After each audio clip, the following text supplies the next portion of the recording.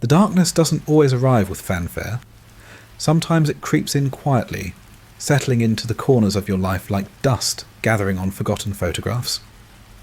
For Max Mayfield, the darkness came wrapped in grief, guilt, and a haunting question that would echo through the halls of Hawkins High School and into the twisted corridors of the Upside Down. Why her? What made this skateboarding, arcade-dominating teenager the perfect prey for a monster who fed on human suffering? To understand why Vecna chose Max, we need to journey back through the fractured pieces of her story, examining every crack, every wound, every moment that left her vulnerable to a predator who could see into the darkest chambers of the human heart. The California girl who never felt at home. Max Mayfield wasn't born into darkness, but she was born into dysfunction. Her early years in California should have been filled with sunshine and ocean breezes, the kind of idyllic childhood that becomes sepia-toned memories in old photo albums. But behind closed doors, things were far from perfect. Her family was already splintering before she even understood what family was supposed to mean. The skateboarding came first as an escape. The arcade games followed. Max became brilliant at creating her own worlds, her own challenges, her own victories in digital landscapes where she could control the outcome. She topped leaderboards under the name Mad Max, a declaration of independence, a statement of identity that belonged entirely to her. In those moments, thumbs flying across joystick and buttons, she wasn't someone's daughter or sister. She was simply herself, powerful and in control, but even in California, there were shadows. Her mother, Susan, was navigating her own complicated journey through failed relationships and financial struggles. And then came the day that would reshape Max's entire world. Susan met Neil Hargrove, a man whose presence would bring not just a new stepfather into Max's life, but a stepbrother who would become both her tormentor and, tragically, the source of her deepest trauma. The move to Hawkins, Indiana in 1984 wasn't presented as a choice. It was simply what was happening. Pack your bags, leave behind everything familiar, and start over in a small Midwestern town where everyone already knew everyone else.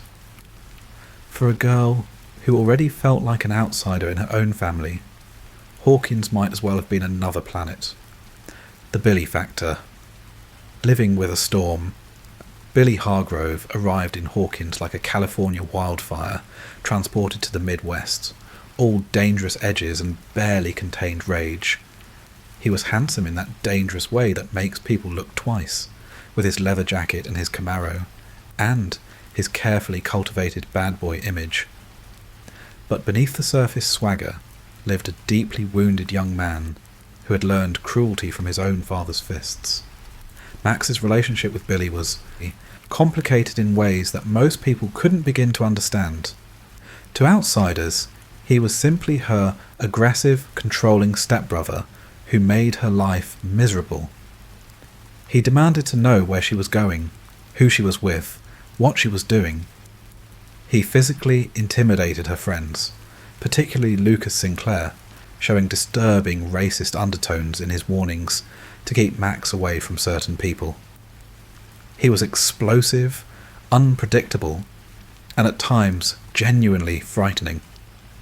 But Max saw something others didn't.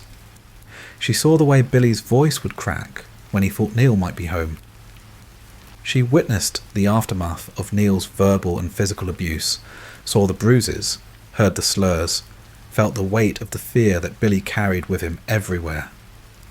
Looking back, it's possible to interpret Billy's behaviour toward Max as a twisted reflection of what he endured, a cycle of learned cruelty passed down from his father.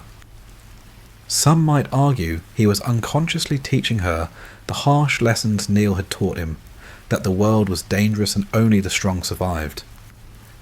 This understanding didn't make Billy's treatment acceptable. It didn't erase the fear Max felt, or the isolation his control created. But it added layers to their relationship that made everything more painful, more confusing, more impossible to process in any healthy way. How do you hate someone who hurts you when you can see they're also hurting?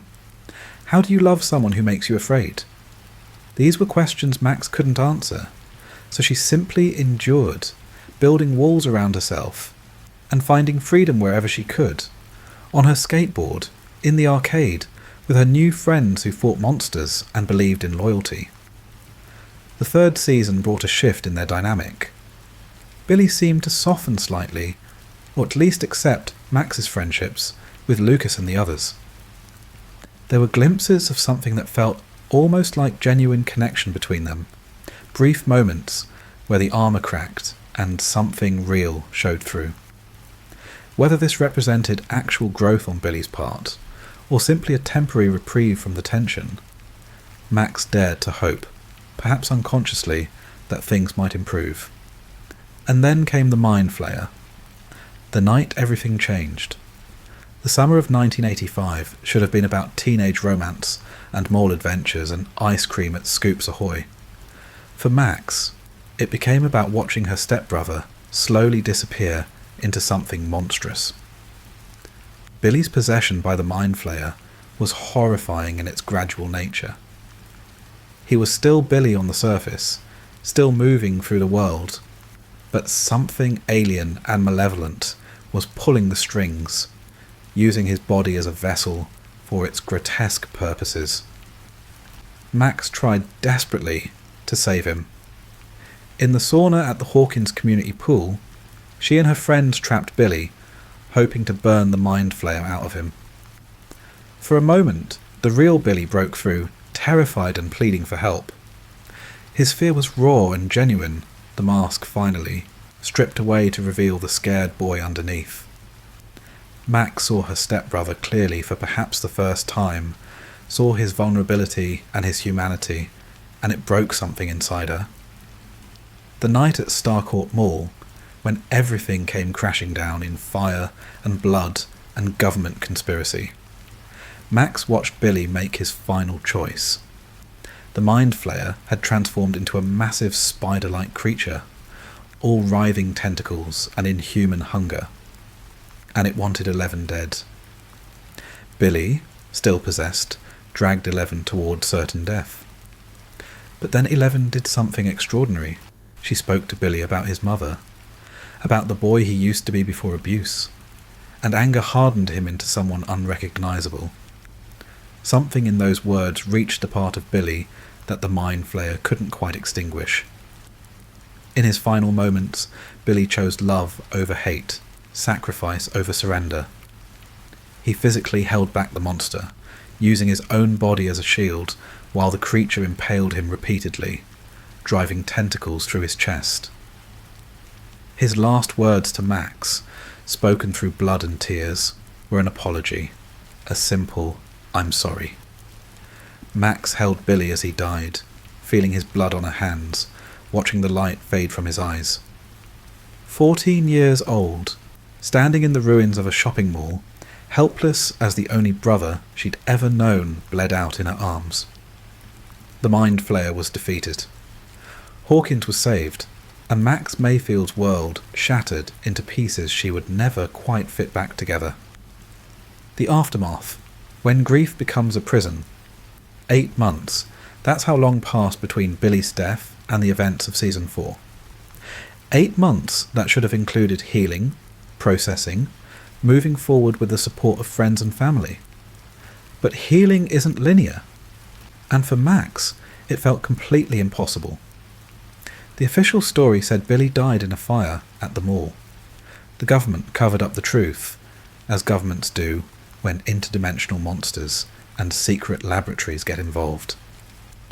But Max knew the truth. She knew Billy had been possessed, that he'd fought it, that he'd saved them all. She also knew something else, something darker that she could barely admit to herself at first. Part of her felt relief that he was gone. That relief became the poison that infected everything else. How do you mourn someone who made your life difficult? How do you grieve when part of you feels lighter, freer, safer without them. Max's guilt wasn't just about failing to save Billy or watching him die. Her guilt was about the complex tangle of emotions she felt, the grief mixed with relief, the sadness alongside something that felt disturbingly close to liberation. She had wished Billy would disappear. In moments of frustration and fear, she'd thought about what life would be like without him constantly looming over her. And then he did disappear, and she got her wish, but not in any way she could have imagined. The universe had granted her desperate prayer and made her pay for it in blood and trauma. The depression settled over Max like a heavy fog, dulling everything, making the world seem distant and meaningless. She stopped skateboarding, stopped playing arcade games, stopped caring about the activities that once defined her. Her grades plummeted. She broke up with Lucas, unable to explain that it wasn't about him, that she just couldn't handle the vulnerability of letting someone close when she felt so broken inside. Her mother, Susan, wasn't equipped to help. After Billy's death, Neil divorced Susan and left, taking his abuse and his anger with him, but leaving Susan financially devastated. She took 2 jobs just to keep them in their new home, a trailer in Forest Hills trailer park, and when she wasn't working, she was numbing herself with alcohol and cigarettes.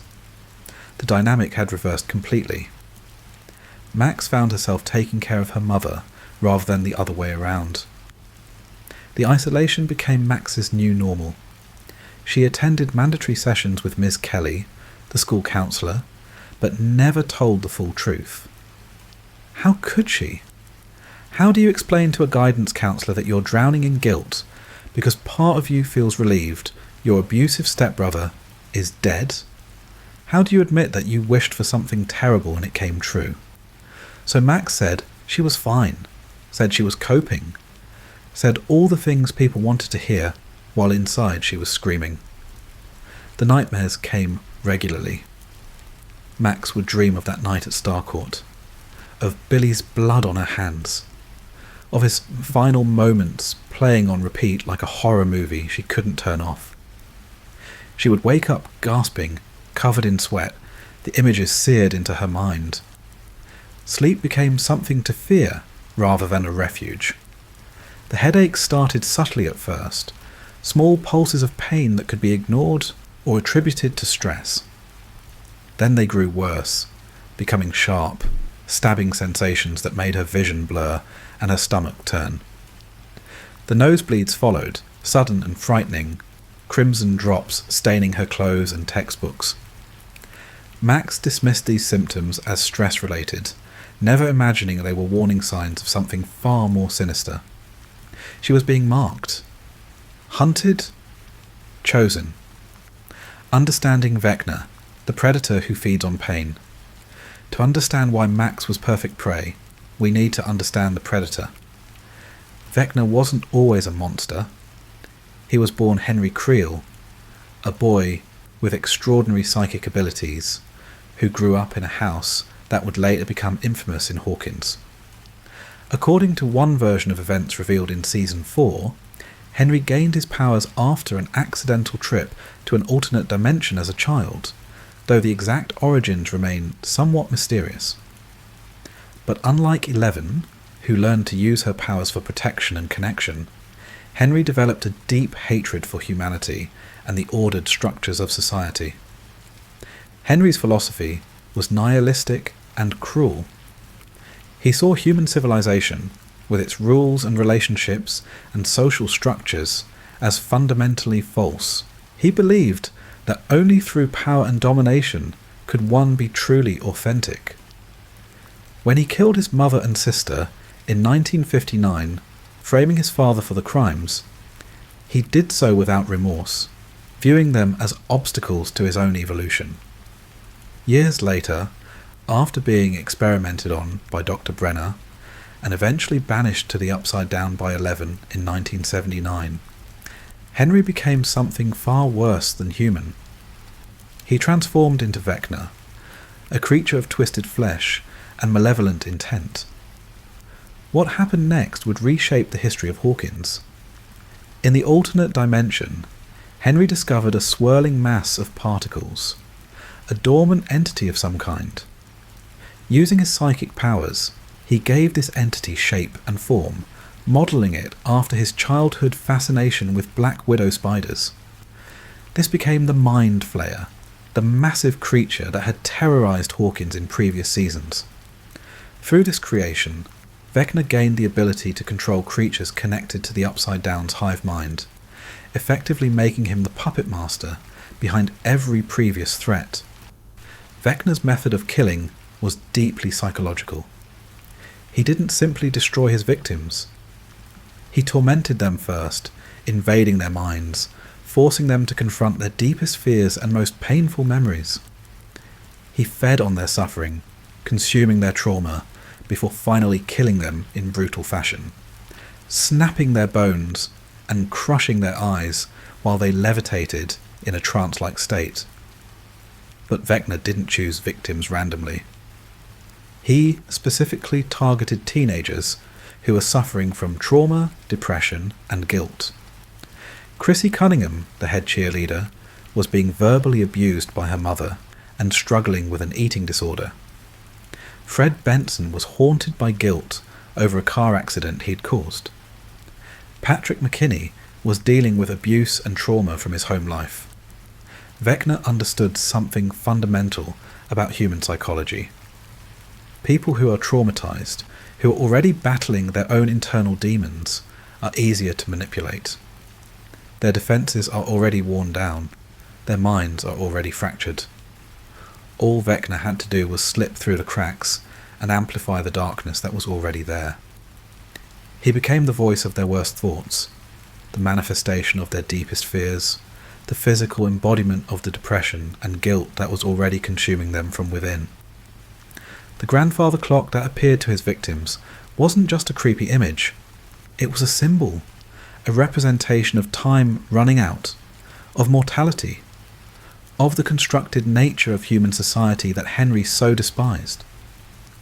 When his victims saw the clock, they knew on some instinctive level that death was coming for them.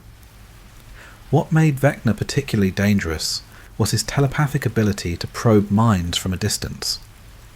He could search through the population of Hawkins like someone flipping through a card catalogue, identifying the most vulnerable, the most wounded, the most perfect targets for his ritual killings. And each death wasn't just murder.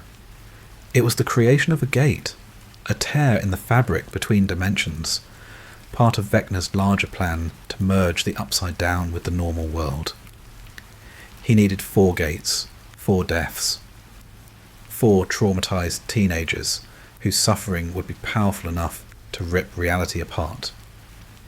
Why Max was perfect? Prey. When Vecna's psychic senses swept through Hawkins High School, searching for his next victim, Max Mayfield lit up like a beacon. Everything about her psychological state made her ideal for his purposes. First, there was the profound trauma of Billy's death. Max hadn't just witnessed death, she had experienced it intimately. She had held her stepbrother as he died, felt his blood, heard his final words.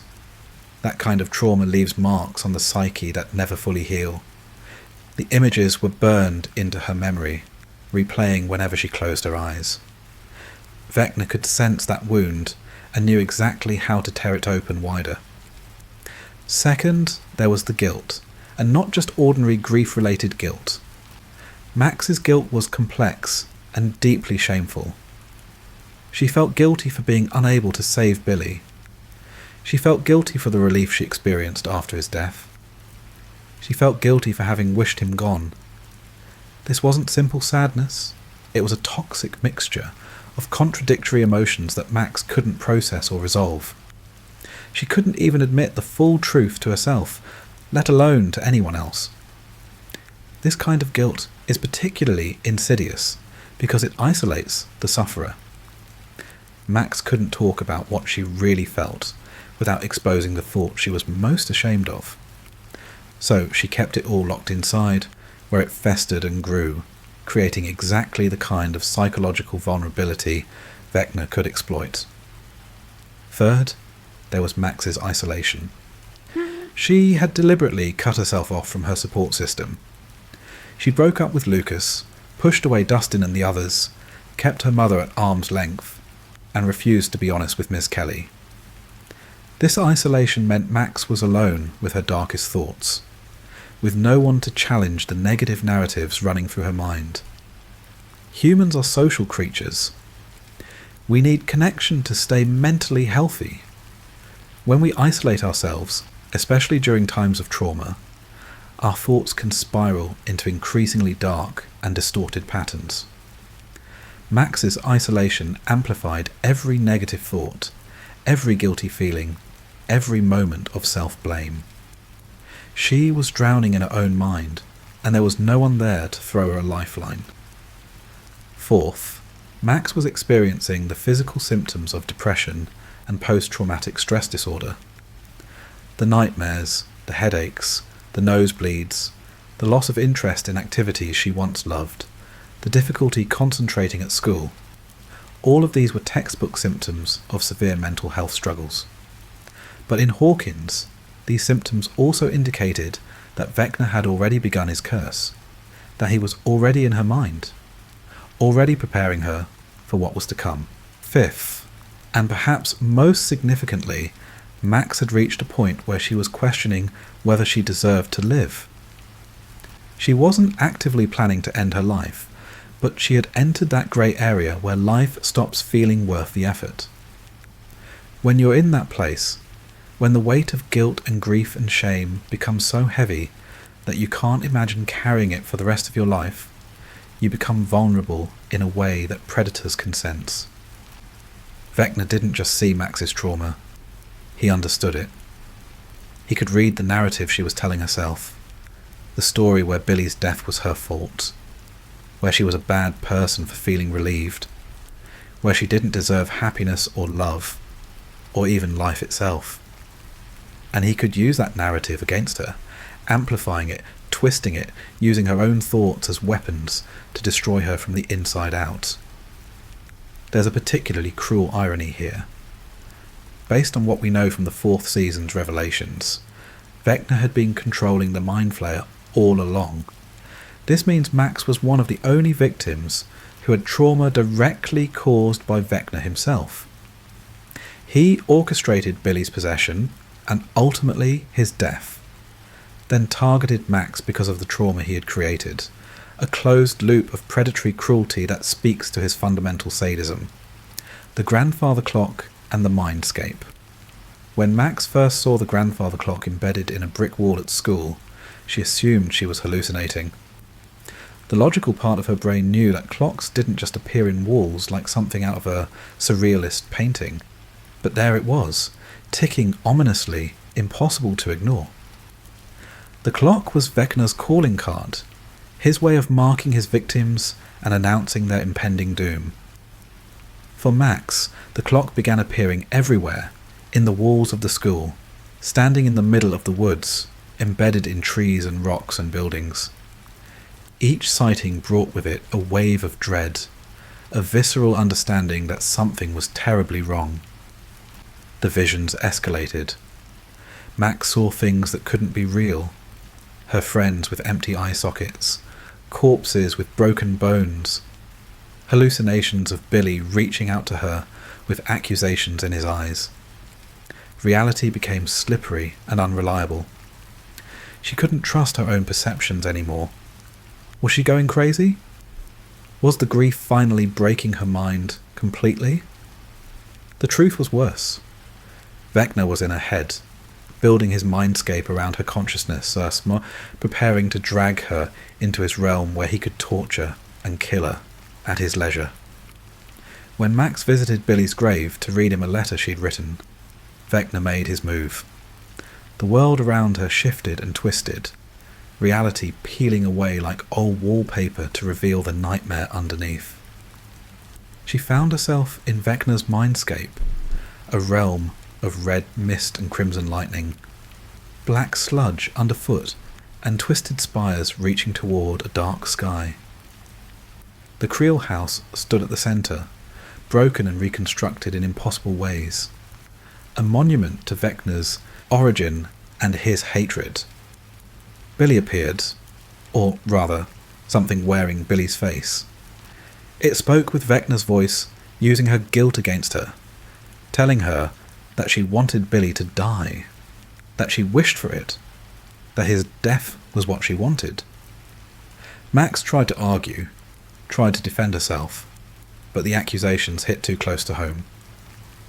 They were her own thoughts reflected back at her, amplified and weaponized. Vecna emerged from the shadows of his mindscape, a horrific creature of exposed muscle and reaching tendrils, voice echoing with malevolent power. He spoke to Max about her pain, her isolation, her guilt. He claimed to understand her, suggested that he too had suffered, had been misunderstood, had recognized the falseness of human connection. The way he framed it, he was offering her an end to her suffering, presenting death as release from the unbearable weight she carried. For a moment, Max wavered. The temptation to just give up, to stop fighting, to let the darkness take her was overwhelming. What was the point of resisting? What was she even fighting for? And then she heard it. Running up that hill, the power of connection in the real world, while Max's body levitated in Vecna's grip. Her friends were desperately searching for a way to save her. Nancy and Robin had discovered during their investigation of Victor Creel that music had protected him from Vecna's curse. Music could anchor someone to reality, could pull them back from the brink. But they needed Max's favourite song, and they needed it fast. Lucas frantically searched through Max's belongings until he found her Walkman, headphones tangled around it, a cassette tape inside. He didn't know if this was the right song, if it would work, if anything could save Max now. But he had to try.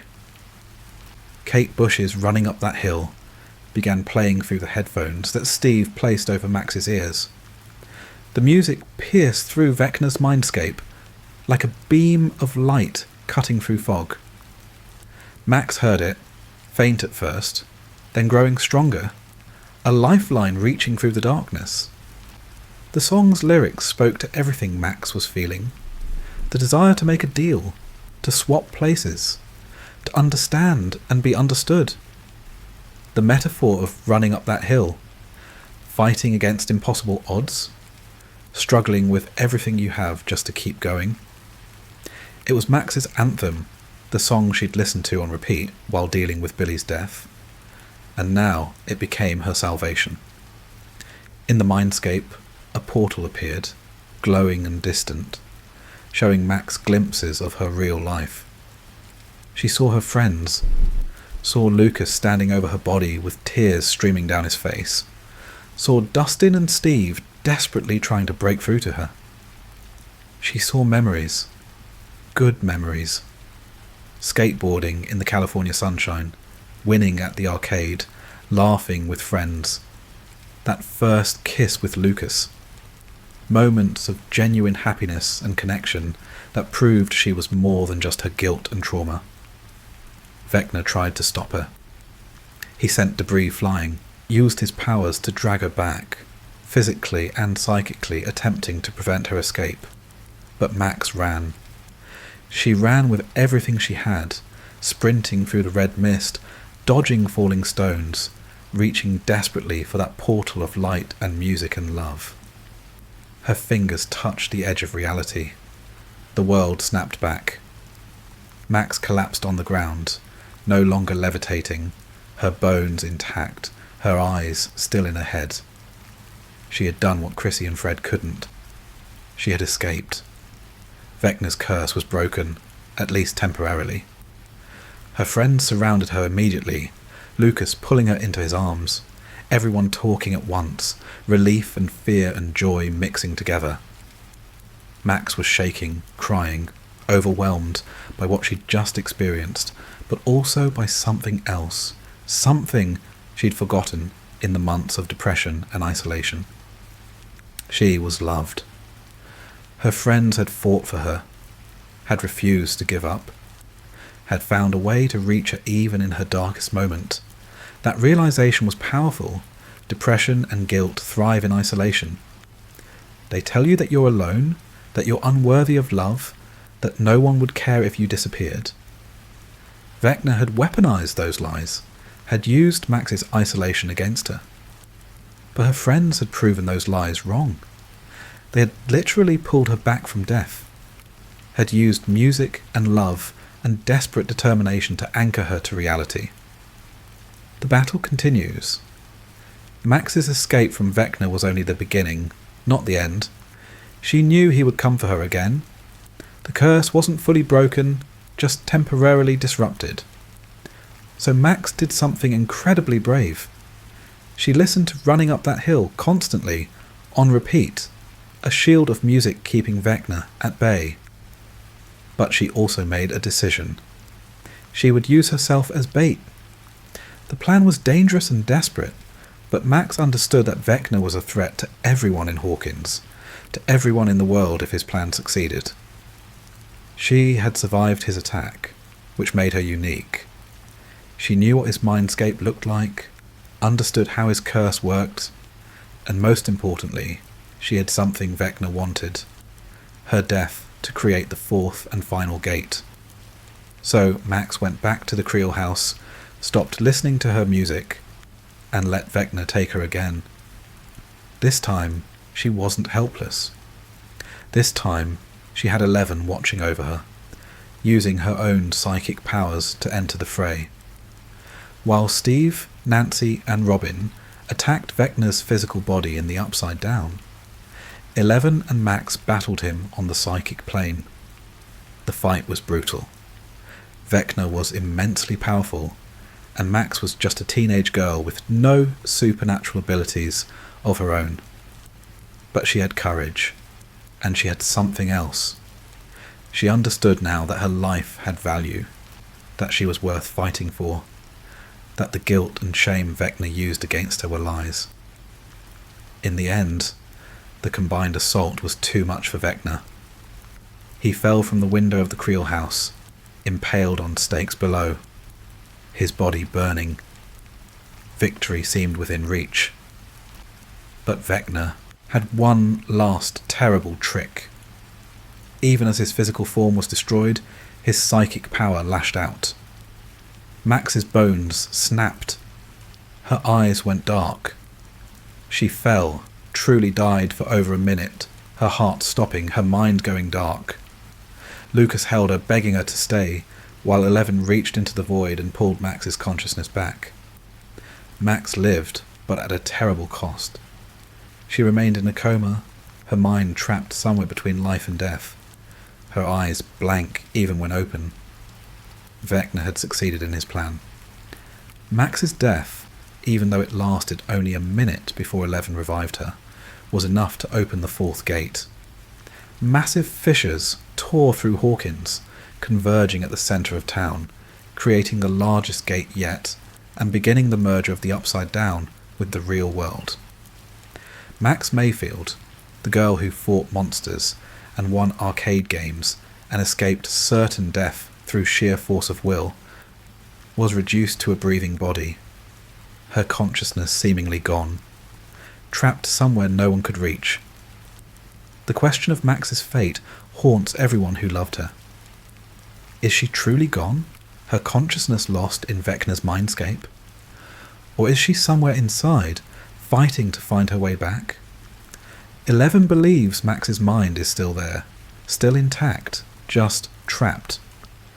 She's determined to find her, to bring her back, to finish saving the girl who became such an important part of their found family. What Max's story teaches us. Max Mayfield's trauma and Vecna's targeting of her tell us something profound about the nature of suffering, guilt, and recovery. Her story isn't just about monsters and supernatural horror. It's about the very real demons that people face every day. The depression that makes the world seem grey and meaningless. The guilt that tells us we don't deserve happiness. the isolation that convinces us no one cares. Vecna is a monster, but he's also a metaphor. He represents the way trauma can invade our minds, the way guilt can consume us, the way depression can literally paralyze us and break us down. His mindscape, with its red mist and corpses and twisted architecture, looks disturbingly similar to what severe depression feels like from the inside, a distorted reality where everything is threatening and hopeless. Max's vulnerability to Vecna wasn't a weakness. It was the natural result of experiencing trauma without adequate support. She tried to handle her grief and guilt alone, and nearly died because of it. Her survival came through connection, through her friends refusing to let her face the darkness by herself, through music and love and stubborn determination to fight for someone who had stopped fighting for herself. The story also highlights how trauma can be cyclical and interconnected. Billy's abuse stemmed from his father's abuse. Billy's possession and death created Max's trauma. Vecna created the situation that traumatized Max, then exploited that trauma to try to kill her. Breaking these cycles requires intervention, support, and the willingness to be vulnerable enough to ask for help. Max's breakdown of her relationship with Lucas is particularly heartbreaking because it shows how depression and trauma make us push away the people we love most. Lucas cared deeply for Max, tried to be there for her, refused to give up even when she told him to leave her alone. His persistence, his refusal to accept her isolation, ultimately helped save her life. Sometimes people who are drowning will fight the lifeguard. Sometimes the most loving thing you can do is keep reaching out anyway. The use of music as Max's anchor to reality is also significant. Music has a unique power to evoke memory and emotion, to ground us in specific moments and feelings. For Max, running up that hill became associated with her struggle to process Billy's death, to keep going when everything felt impossible. When she heard it in Vecna's mindscape, it didn't just remind her of happier times. It reminded her that she had been fighting all along, that the struggle itself was proof of her strength and will to live. The unanswered questions. As we look toward the future, Max's fate remains uncertain. Her body lies in a hospital bed, breathing but unresponsive. Her mind seemingly trapped in some liminal space between consciousness and oblivion. When Eleven searches for her in the psychic realm, she finds nothing, as if Max's consciousness has been completely severed from reality or hidden somewhere Eleven can't reach. The questions multiply. Is Max truly gone, or is she hiding, protecting herself in the only way she knows how? Could her mind still be in Vecna's realm, perhaps trapped in his memories or scattered across the psychic landscape? Some have theorized that Vecna might have absorbed part of her consciousness, the way Dr. Brenner suggested he consumes his victims. The truth remains frustratingly unclear. These questions haunt her friends as they prepare for the final confrontation with Vecna. Because despite his physical defeat at the Creel house, Vecna survived, retreating deeper into the Upside Down, and he succeeded in his ultimate goal. The fourth gate opened when Max's heart stopped, and massive fissures spread through Hawkins, killing dozens and displacing hundreds more. The barrier between worlds has fractured, and the Upside Down is bleeding into reality. The battle isn't over, and Max's role in the final chapter remains unclear. What we do know is that Max Mayfield was targeted not because she was weak, but because she was wounded. Vecna didn't choose her randomly. He saw her pain and recognized it as something he could use. Her guilt over Billy, her depression, her isolation, all of it made her seem like easy prey. But Vecna underestimated something crucial. He underestimated the strength it takes to keep living when everything inside you wants to give up. He underestimated the power of friendship and love to reach people even in their darkest moments. And he underestimated Max herself, a skateboarding, arcade champion, monster-fighting teenager who had survived her entire life in difficult circumstances and learned to keep going even when things seemed hopeless. Max's story resonates with people because it's honest about the reality of trauma and mental illness. It doesn't pretend that love and friendship magically cure depression. It doesn't suggest that surviving trauma makes you stronger, or that suffering has some noble purpose. Instead, it shows trauma for what it is: devastating, isolating, potentially fatal. And it shows that survival requires support, requires connection, requires the willingness to accept help, even when you feel unworthy of it. The creators of this story took a risk by centering an entire season around mental health struggles, by making depression and PTSD literal monsters that could kill you. Some viewers found it too triggering, too close to their own experiences with mental illness. Others found it validating, seeing their own struggles reflected in Max's story, understanding that they weren't alone in feeling overwhelmed by guilt and trauma. Hope in the darkness. If there's a message in Max's story, it's this: darkness is real, trauma is real, depression is real, and they can consume you if you face them alone. But you don't have to face them alone. Connection matters. People who love you matter. The music that speaks to your soul matters. The memories of good times matter. They're not just nice sentiments, they're actual lifelines that can pull you back from the edge when you're ready to give up. Max Mayfield was targeted by Vecna because she was vulnerable, wounded, isolated, and struggling with thoughts about whether her life had value. She survived because her friends refused to accept that narrative, because they fought for her when she couldn't fight for herself, because they reminded her that her life had value beyond her guilt and trauma. The question now is whether that survival will be permanent, whether Max will find her way back from wherever her consciousness has fled, whether she'll get to continue her story with eyes that can see and a mind that's free from Vecna's influence.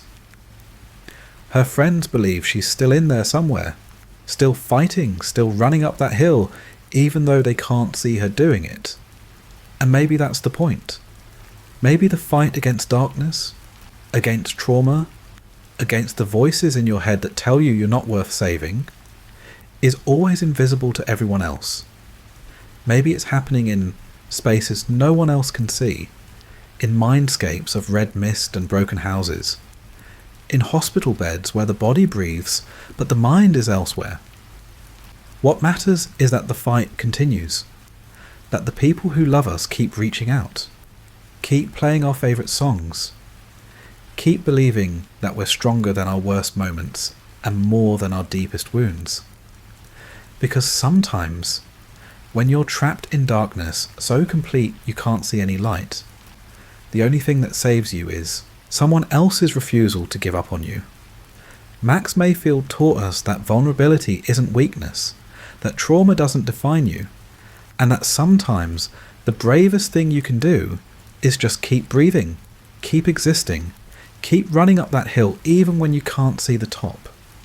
She showed us that monsters are real, that they can come from outside or inside, that they can wear familiar faces or emerge from interdimensional rifts. But she also showed us that love is real, that music is powerful, that friendship can literally save your life. So as we wait to see what happens in the final chapter of this story, we hold on to hope for Max.